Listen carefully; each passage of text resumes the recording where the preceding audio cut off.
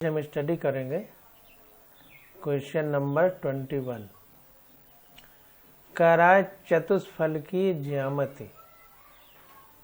चतुष्फलकीय ज्यामिति का मतलब टेट्राहेड्रल स्ट्रक्चर या जियोमेट्री के अलावा CH4 अणु की एक और संभव ज्यामिति वर्ग समतली है, यानी टेट्राहेड्रल प्लेनर है,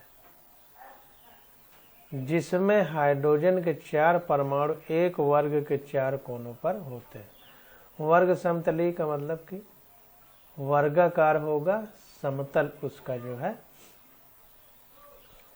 समतल में वर्गाकार होगा और समतल के चारों किनारों पर हाइड्रोजन होंगे, बीच में कार्बन होगा।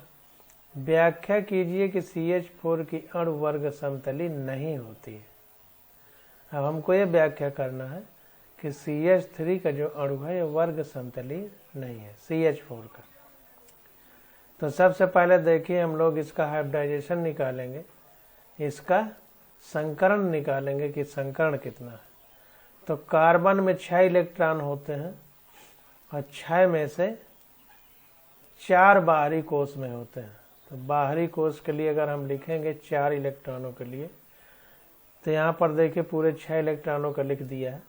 तो 1s2 2s2 2p2 होता है। अब P में 3 कक्षक होते हैं, 1 2 3 बना दिया है। यस में 1 होता है, तो इसने पूरा देखिए भर दिया है। तो अब क्या होगा कि P में 3 कक्षक होते हैं और इसमें 2 ही इलेक्ट्रॉन है, 1s2 2s2 2p2 2 में ही जो है हमारे 6 इलेक्ट्रॉन कंप्लीट हो जाते हैं। अब मेन मुद्दा यह है कि इसमें बाहरी कक्षा का जो इलेक्ट्रॉनिक विन्यास है, बाहरी कक्षा में 4 इलेक्ट्रॉन है, तो उसमें P में 3 कक्षक होते हैं। 3 कक्षक का मतलब प्रत्येक कक्षक में विपरीत चक्रण के 2 इलेक्ट्रॉन रह सकते हैं। तो अभी इसमें 2 इलेक्ट्रॉन है जब ये ग्राउंड स्टेट में है, तटस्थ अवस्था में।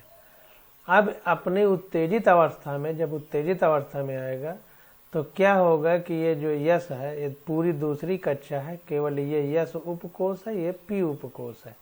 तो P उपकोष में तो कि 3 कक्षक होते हैं, तो इसको x y z लिख सकते हैं, px py pz। चूंकि 2 ही इलेक्ट्रॉन है यहाँ पर, तो इसलिए x y इसने लिखा है।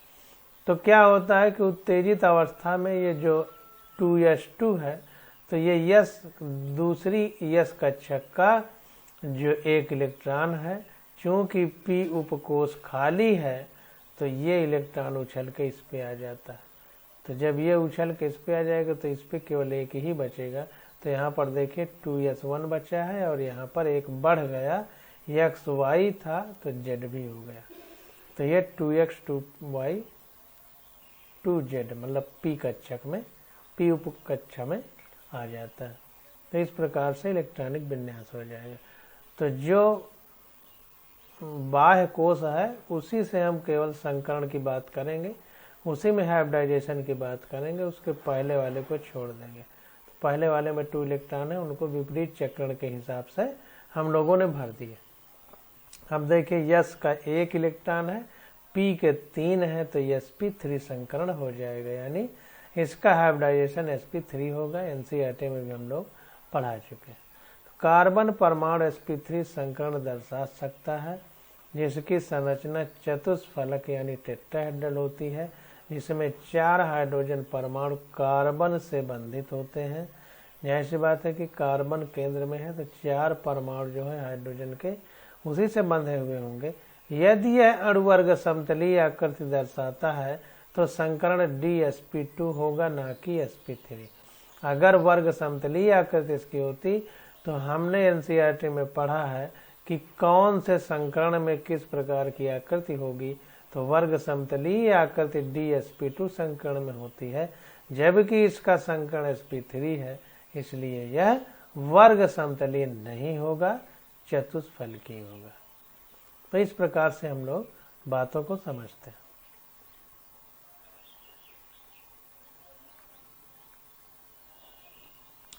अब अगला आ जाता है क्वेश्चन नंबर 22। कह रहा है यद्यपि BeH आबंध ध्रुवीय है, तो Be और H आबंध कह रहा है ध्रुवीय है, तथापि BeH2 अणु का द्विध्रुव आघूर्ण शून्य है, स्पष्ट कीजिए। कह रहा है कि BeH आबंध तो ध्रुवीय है, लेकिन BeH2 अणु का द्विध्रुव आघूर्ण शून्य है, इसको कैसे बताएंगे। तो जैसे हमने पीछे पढ़ा था कि H2O अणु ध्रुवीय है जबकि CO2 अध्रुवीय है, तो उसी प्रकार से इसको हम स्पष्ट कर देंगे। तो BeH2 अणु में B परमाणु sp संकरण दर्शाता है। तो यहाँ पर जो है BeH2 में जो संकरण है वो sp संकरण है। तो sp संकरण का मतलब है कि हमने बताया था कि दो जब बंद होते हैं तो एक को S मान लेंगे तो दूसरा P हो जाता है। अगर बहुत सारे होते हैं तो सिंगल बॉन्ड किसी एक सिंगल बॉन्ड को S मान लेते हैं, बाकी सारे P हो जाते हैं। तो यहाँ पर एक को S मानेंगे तो दूसरा P हो जाएगा, तो sp संकरण होगा। और sp संकरण जो है में आकृति रेखीय होती है, तो आता है BeH2 अणु की आकृति रेखीय होगी क्योंकि sp संकरण है। जितने भी संकरण यानी हाइब्रिडाइजेशन है सबकी आकृति एक चार्ट बना हुआ था, एक सारणी बनी हुई थी, उसमें हम लोगों ने NCERT में पढ़ रखा है। अब देखिए BeH आबंध ध्रुवीय प्रकृति का है क्योंकि B एवं H परमाणु के विद्युत ऋणात्मकता अंतर अधिक है। हमने बताया था कि दो परमाणु अगर मिल करके अणु बनाते हैं और उनमें विद्युत ऋणात्मकता का अंतर होता है, तो जो ज्यादा विद्युत ऋणात्मक होता है वो कम विद्युत ऋणात्मक वाले इलेक्ट्रॉन को अपनी ओर खींचता है, जिसके कारण खींचने वाले पर आंशिक ऋणावेश और जो जिसका इलेक्ट्रॉन खींचा जा रहा है उस पर आंशिक धनावेश उत्पन्न हो जाता है। तो विद्युत ऋणात्मकता का अंतर है, परंतु द्विध्रुव आघूर्ण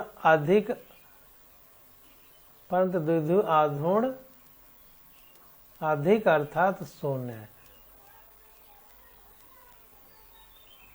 परंतु द्विध्रुव आघूर्ण शून्य होना चाहिए, उसका कार्य है, ये अधिक गलत है, अर्थात भी हटा दीजिए, परंतु द्विध्रुव आघूर्ण शून्य है। अधिक और अर्थात ये गलत है, इसको हटा दीजिए। उसका कारण है कि देखिए B केंद्रीय परमाणु है, H हमारा इधर इधर है और B से H जो है ज्यादा विद्युत ऋणात्मक है, तो ये इलेक्ट्रॉन इस पर माइनस डेल्टा चार्ज आ जाएगा, इस पे माइनस डेल्टा और इस पे प्लस डेल्टा आ जाएगा। तो जब इस पे प्लस डेल्टा आ जाएगा तो ये इधर ऋण H के पास है और इधर ऋण ज्यादा खींचा रहेगा H के पास, तो द्विध्रुव आघूर्ण का जो डायरेक्शन होगा वो इसमें इस तरह होगा और इसमें इस तरफ होगा। जिधर इलेक्ट्रॉन शिफ्ट होंगे खींचेंगे उधर कोई तीर लगाया जाता है। तो ये तीर देखिए 180 डिग्री पर एक दूसरे के विपरीत हैं, इसलिए एक दूसरे के प्रभाव को खत्म कर देंगे और द्विध्रुव आघूर्ण शून्य हो जाएगा। तो इस प्रकार से हम लोग इसको समझते हैं। क्वेश्चन नंबर 23 कह रहा है कि NH3 तथा NF3 में किस अणु का द्विध्रुव आघूर्ण अधिक है और क्यों। बहुत इंपॉर्टेंट बात है। तो यहाँ पर देखिए NH3 अणु का द्विध्रुव आघूर्ण 1.46 डायोप्टर, NF3 का द्विध्रुव आघूर्ण 0.24 डायोप्टर से बहुत अधिक है, यानी NH3 का NF3 के द्विध्रुव आघूर्ण से बहुत ज्यादा है, जैसा यहाँ पर लिखा गया है। NF परमाणु की विद्युत ऋणात्मकता में अंतर 4 - 3 बराबर 1 है, 1 है, जो कि N एवं H परमाणु के अंतर N का विद्युत ऋणात्मकता 3 और H का विद्युत ऋणात्मकता 2.1 है, यानी आ गया लगभग 0.9 के बराबर है। अब देखिए क्या है, NH3 में NH आबंध घूर्ण समान दिशा में है, जबकि NF में आबंध घूर्णता विपरीत दिशा में है। अतः NH3 अणु में द्विध्रुव आघूर्ण अधिक है। अब इसको देखिए, हम फिगर के द्वारा आपको बहुत अच्छे से समझा देते हैं, कभी नहीं भूलेगा। तो यहाँ पर देखिए NH3 का जो फिगर बनाया गया है, तो इस NH3 के फिगर में एक N हो गया और 3 H हो गए। अब 3 आबंध N के साथ बने हुए हैं H के, इसका मतलब N के 3 इलेक्ट्रॉन ये आबंध बनाने में यूज हो गए और n हमारा 5वें वर्ग का तत्व है। 5वें वर्ग का तत्व का मतलब बाहरी कक्षा में 5 इलेक्ट्रॉन होंगे, तो 3 तो आबंध बना लिए, 2 बच जाएंगे, तो 2 यहाँ लिख दिया गया। और ये हमारा एकाकी इलेक्ट्रॉन युग्म हो गया, जिसको हम लोन पेयर कहते हैं, जो आबंध नहीं बनाए हुए। तो जो आबंध नहीं बनाता है उसका जो है प्रतिकर्षण सबसे ज्यादा होता। तो ये जो एकाकी इलेक्ट्रॉन युग्म है, इसकी जो दिशा होगा द्विध्रुव आघूर्ण का, वो इधर को बना दिया गया। तो इधर को हमने बना दिया। अब यहाँ पर देखिए n की विद्युत ऋणात्मकता H से ज्यादा है, तो n इन इलेक्ट्रॉनों को खींचेगा जो H के पास है, तो इस पर आंशिक ऋणावेश आ जाएगा। तो जाहिर सी बात है, जो इलेक्ट्रॉन खींचता है उसकी तरफ तीर लगाते हैं। तो इस H का द्विध्रुव आघूर्ण n की तरफ हो गया, इस H का द्विध्रुव आघूर्ण n की तरफ हो गया, इस H का भी द्विध्रुव आघूर्ण n की तरफ हो गया। अब इनका तीनों का मिला जुला रूप, अगर तीनों का देखें तो मिला जुला रूप इस दिशा में हो जाएगा, अगर सदिश योग इनका किया जाए तो। द्विध्रुव आघूर्ण सदिश राशि है, इसलिए सदिश की तरह जोड़ेंगे तो ये देखिए, ये इसका प्रभाव इधर होगा और इन दोनों का भी प्रभाव इधर होगा। तो कुल मिला के इसका और इन तीनों का प्रभाव जो ये है पूरा इधर को हो जाएगा। इसलिए दोनों का प्रभाव, चूंकि इसका रिजल्टेंट परिणामी और ये लोन पेयर जो है उसका द्विध्रुव आघूर्ण एक ही दिशा में है, तो प्रभाव जब एक साथ एक ही दिशा में कोई काम करेगा तो प्रभाव ज्यादा होगा, क्योंकि कैंसिल करने वाला कोई भी वेक्टर नहीं है। अब रही बात इसकी बात करें तो देखिए NF, इस पे भी एक लोन पेयर ऑफ इलेक्ट्रॉन होगा, यानी 2 इलेक्ट्रॉन होंगे। तो यहाँ पर इसका देखिए विद्युत ऋणात्मकता, इस लोन पेयर का द्विध्रुव आघूर्ण इधर हो जाएगा। अब देखिए यहाँ पर फ्लोरीन नाइट्रोजन से ज्यादा विद्युत ऋणात्मक है, फ्लोरीन नाइट्रोजन से ज्यादा विद्युत ऋणात्मक है। हमने आपको फोन याद कराया था, FON, फ्लोरीन सबसे ज्यादा विद्युत ऋणात्मक, फिर ऑक्सीजन, फिर नाइट्रोजन। तो इसमें क्या होगा कि इनमें जो है फ्लोरीन की तरफ इलेक्ट्रॉन शिफ्ट होगा, फ्लोरीन नाइट्रोजन के इलेक्ट्रॉन को अपनी ओर खींच लेगा, तो आंशिक ऋणावेश फ्लोरीन पर होगा। तो विद्युत द्विध्रुव आघूर्ण की दिशा इस तरह होगी, इस तरह। तो इसका प्रभावी जो द्विध्रुव आघूर्ण होगा वो इस दिशा में हो गया। देखिए तीर उल्टा लगा दिया है, ये प्लस का निशान इधर होना चाहिए और तीर इधर होना चाहिए, इस प्रकार से। ये गलत लगा हुआ है।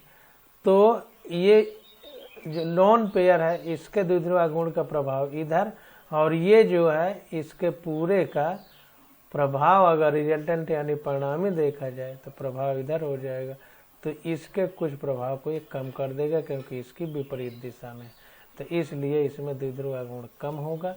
और ये देखिए इसके समान दिशा में है तो इसका द्विध्रुव आघूर्ण ज्यादा होगा। इसीलिए NH3 का 1.46 डायोप्टर है और NF3 का 0.24 डायोप्टर, क्योंकि ये पूरा कैंसिल कर रहा है इसके प्रभाव को, क्योंकि इसकी दिशा इसकी दिशा के विपरीत है।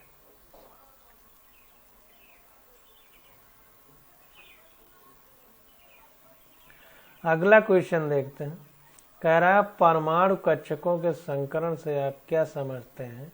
sp, sp2 तथा sp3 संकरण कक्षकों की आकृति का वर्णन कीजिए। तो संकरण यानी हाइब्रिडाइजेशन के बारे में हमको बात करना है। NCERT में हम लोगों ने इसको विस्तार से पढ़ लिया है। तो परमाणु कक्षकों के संकरण यानी हाइब्रिडाइजेशन ऑफ एटॉमिक ऑर्बिटल। तो परमाणु कक्षक संयोजित होकर समतुल्य कक्षकों का समूह बनाते हैं। तो जो परमाणु कक्षक होते हैं आपस में मिल करके लगभग समान ऊर्जा के कक्षकों का यानी ऑर्बिटल का निर्माण करते हैं। इन कक्षकों को संकर कक्षक कहते हैं। इनसे जो कक्षक बनते हैं उनको हाइब्रिड बोलते हैं, हाइब्रिड ऑर्बिटल बोलते हैं। आबंध विरचन में परमाणु शुद्ध कक्षकों के स्थान पर संकसित कक्षकों का उपयोग करते हैं। जो आबंध का निर्माण होता है यानी बांड का फॉर्मेशन होता है, उसमें परमाणु शुद्ध कक्षकों के स्थान पर जो हाइब्रिड कक्षक होते हैं उनका प्रयोग करते हैं। इस परिघटना को संकरण कहते हैं। तो ये जो घटना होती है इसे हाइब्रिडाइजेशन या संकरण कहते हैं। लगभग समान ऊर्जा वाले कक्षकों के आपस में मिलकर ऊर्जा के पुनर्वितरण द्वारा समान ऊर्जा तथा आकार वाले कक्षकों को बनाने की प्रक्रिया को संकरण कहते हैं। बात समझिए कि लगभग समान ऊर्जा के जो कक्षक हैं वो आपस में मिल करके ऊर्जाओं का फिर से वितरण करके समान ऊर्जा और आकार वाले कक्षक बनाते हैं फिर से, तो इस प्रक्रिया को संकरण कहते हैं। अब संकरण देखिए कई प्रकार का होता है, जितने भी प्रकार का होता है उनमें से जो प्रकार ये क्वेश्चन में कह रहा है उसका हम वर्णन करेंगे। तो अब पहले कह रहे हैं यस्पी संकरण। तो यस्पी संकरण में क्या होगा कि इस प्रकार के संकरण में एक यस पी यानी एक यस कक्षक होगा एक पी। तो इस प्रकार के संकरण में एक यस कक्षक तथा एक पी कक्षक संकरित होकर दो समान एसपी संकरण कक्षक बनाते हैं। तो कैसे बनाते हैं इसको देखिए। तो यस कक्षक की आकृति वर्गाकार गोलीय होती है और पी कक्षक की डंबल शेप होती है। डी कक्षक की द्विडंबल शेप यानी दो डमरू, एक ये डमरू है एक इधर को डमरू कर दें तो द्विडंबल शेप। और एफ कक्षक की आकृति जटिल होती है। तो हमको पता है कि यस कक्षक गोली है, पी कक्षक डमरू के आकार का है। तो इनका दोनों को जब हम ऐड करते हैं संकरण के दौरान तो यस्पी संकरण बनेगा। यस कक्षक पी कक्षक, तो यस्पी संकरण यानी यस्पी हाइब्रिडाइजेशन होता है। और इसको बनाएंगे कैसे तो यहाँ पर देखिए यस्पी संकरण में ऐसे बना दिया जाएगा, डैट डैट करके ऐसे बना दिया जाएगा। और ये गोली है तो इसको यहाँ दिखाने के लिए इधर ऐसे कर दिया जाएगा, इधर ऐसे कर दिया जाएगा। तो दो यस्पी संकरित कक्षक हो जाएंगे इस प्रकार से, और 180 डिग्री का कोण हो जाएगा। यस, और ये देखिए ये रेखा है तो ये ऐसे ही रहेगी। और ये गोलाकार होगा तो गोला का तो कोई मतलब नहीं, तो गोला ऐसे कर दिया जाएगा। तो ये पूरा इस अक्ष के बीच में 180 डिग्री का कोण होगा। ये समतल में है देखिए, इसलिए इसको 180 डिग्री माना है, ये समतल की वजह से। ठीक, अब देखिए sp2 संकरण की बात करें तो अगर हम sp2 संकरण की बात करेंगे तो इस प्रकार के संकरण में एक यस तथा दो पी कक्षक संकरित होकर तीन समान sp2 संकर कक्षक बनाते हैं।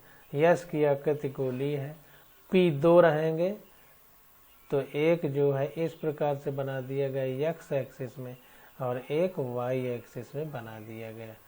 तो अब इनका संकरण होगा तो sp2 संकरण कक्षक बनेंगे। ये देखिए धन धन का निशान लगा दिया गया।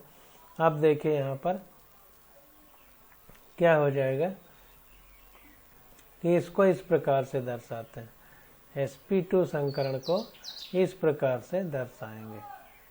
तो यहाँ पर क्या होगा कि ये एक तरह से इसके जो पाली हैं ये जो बनाई गई हैं इनको ये यस जो गोली है इसको केंद्र में देखिए, इसको इस तरह करके दिखा दिया गया है। और ये पी जो है पी को इस तरह करके दिखाया गया है। तो इस प्रकार से संकरण होगा sp2 संकरित कक्षक। तो आकृति इस प्रकार से बनेगी और जाहिर सी बात है कि अगर आकृति इस प्रकार से बन जाएगी तो पूरा अगर इसको सर्किल में बंद किया जाए तो 360 डिग्री का कोण होगा और सब 120 ये देखिए अक्ष बना दी गई तो 120 डिग्री का कोण हो जाएगा। तीनों का 360 डिग्री होगा, 120 तो 360 डिग्री हो जाएगा। तो इस प्रकार से sp2 संकर कक्षक का जो चित्र है बनाया जाएगा। आगे आ जाते हैं sp3 संकरण। तो इस संकरण में एक यस तथा तीन पी कक्षक संकरित होकर चार समान sp3 संकर कक्षक बनाते हैं। तो एक यस हो गया प्लस एक पी हो गया, तीन पी होंगे, एक्स एक्सिस, वाई एक्सिस और जेड एक्सिस। तो sp3 संकर कक्षक बन जाएंगे। अब देखिए चार sp3 संकर कक्षक बनेंगे, 1 2 3 4 हैं, तो 4 sp3 संकर कक्षक बनेंगे। कैसे बनेंगे उनकी आकृति देखिए, इस प्रकार से होगी। एक ये अक्ष है, एक ये अक्ष है। अब 4 हैं तो इसमें 4 पाली दिखाएंगे, 4 पाली दिखाएंगे इस तरह। इसमें देखिए 3 थे तो 3 पाली दिखाई गई।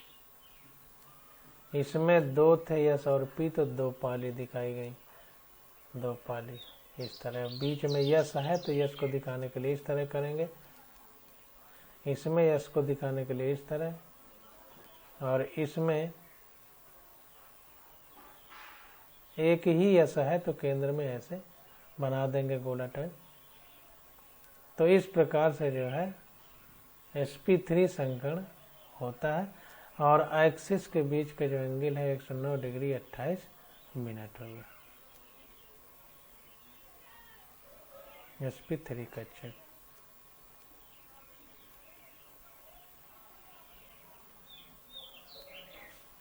अब क्वेश्चन नंबर 25 देखते हैं।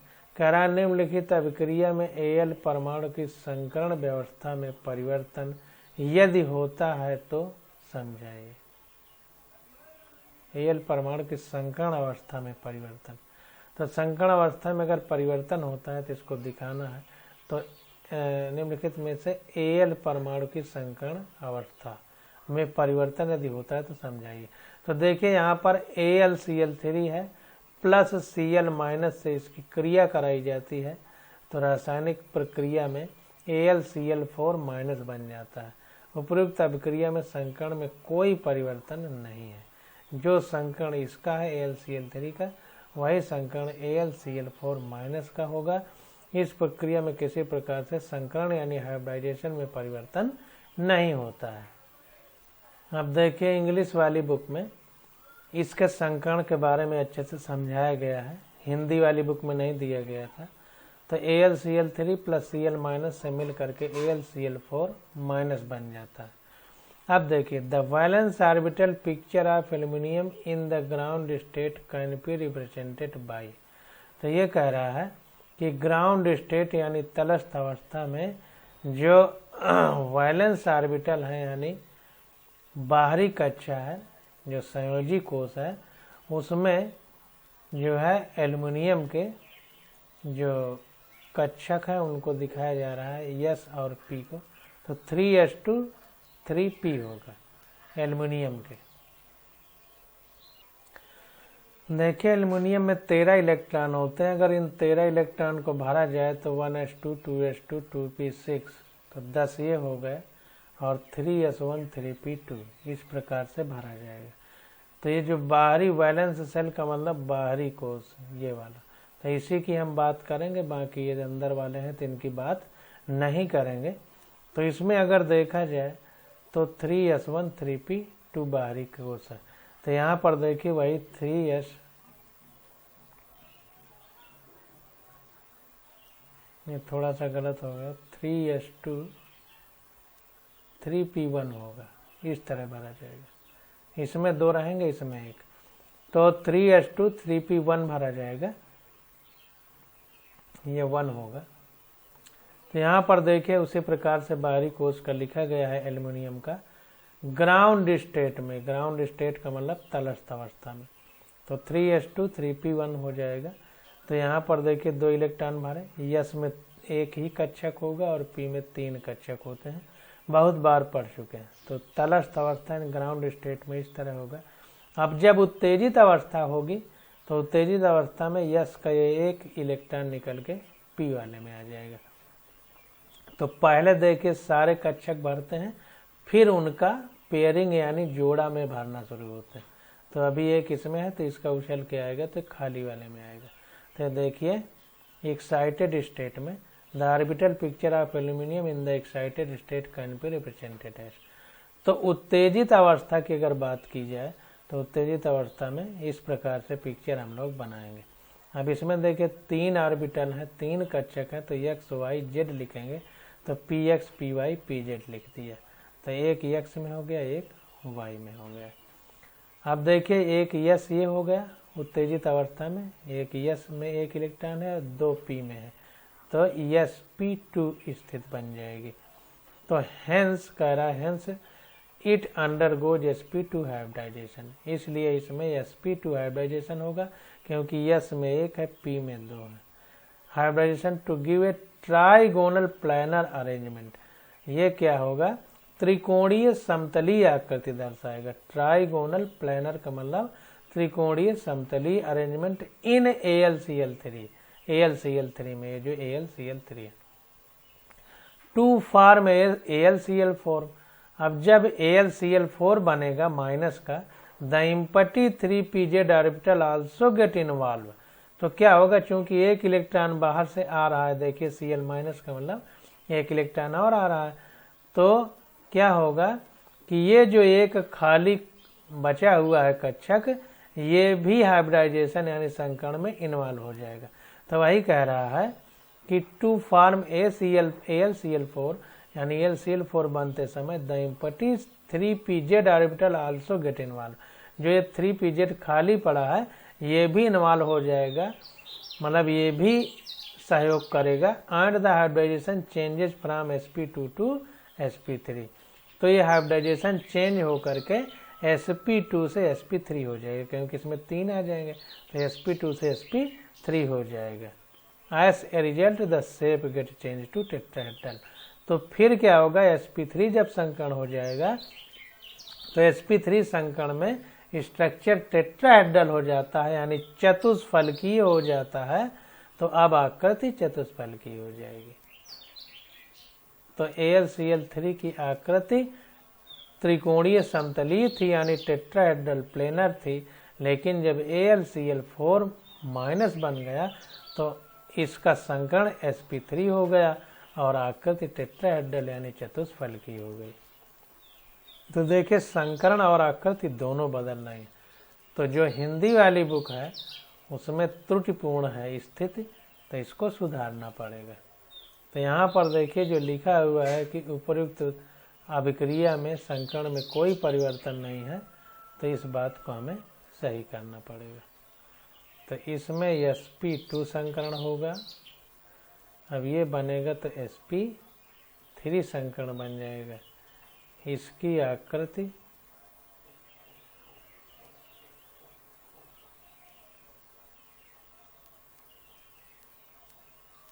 त्रिकोणीय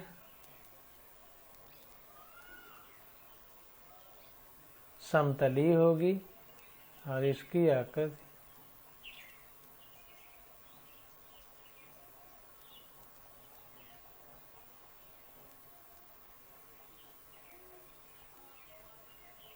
चतुष्फलकीय हो जाएगी। तो इसमें sp3 संकरण होगा, इसमें sp2 संकरण होगा, इसमें sp3, इसकी आकृति समतलीय होगी, इसकी चतुष्फलकीय होगी। तो ये इसकी जगह इसको काट करके आप लोग ये लिख सकते हैं। वैसे इंग्लिश वाली बुक से हमने पूरा आप लोगों को समझा ही दिया है।